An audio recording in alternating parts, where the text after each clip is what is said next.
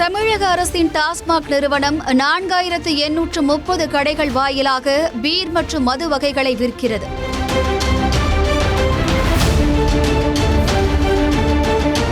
இந்த கடைகளில் தினமும் சராசரியாக 150 கோடி ரூபாய்க்கு விற்பனை நடக்கிறது.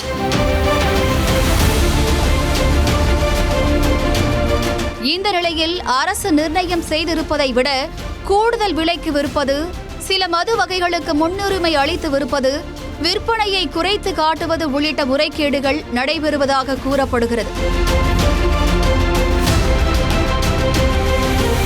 இதை தடுக்க கிடங்குகளில் இருந்து கடைகளுக்கு அனுப்புவது முதல் குடிமகன்களிடம் விற்பது வரை மது விற்பனையை முழுவதும் கணினிமயமாக்கும் திட்டத்தை டாஸ்மாக் செயல்படுத்துகிறது. இத்திட்டத்தின் கீழ் அனைத்து கடைகளிலும் பார்கோட் ரீடர் கருவிகள் வழங்கப்படும். அது மது பாட்டிலை ஸ்கேன் செய்து விற்க வேண்டும். இதன் வாயிலாக கடைகளில் நடக்கும் விற்பனை விவரங்களை அதிகாரிகள் எங்கிருந்தும் அறிந்து கொள்ள முடியும்.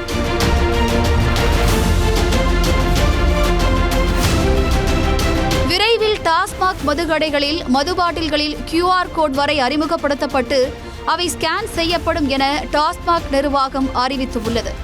இதற்காக தற்போது மது பாட்டில்களில் பார்கோட் ஒட்டும் பணிகள் நடைபெற்று வருவதாகவும், இதனால் தற்போது மது பாட்டில்கள் அனுப்பும் பணி நிறுத்தப்பட்டுள்ளதாகவும் கூறப்படுகிறது.